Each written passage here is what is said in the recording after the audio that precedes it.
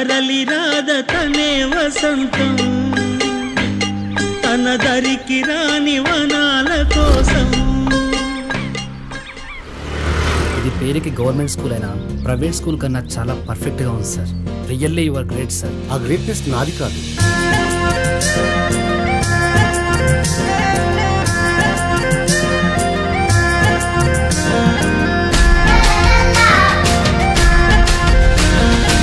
అంతే గారెల గంపల పడ్డట్టు అయింది మన ఊరు పరిస్థితి. మనందరి బతుకులు బాగుపడే రోజులు వచ్చినాయి. అడివి అద్దరిపోయిందయ్యా.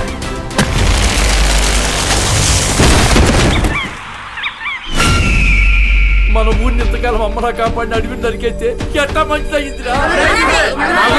పోతున్నది ఊరా ఏమన్నా అడివే కదా. ఇది పైనుంచి ఆర్డర్. ఆ డ్యూటీ మమ్మల్ని చేయనివ్వండి.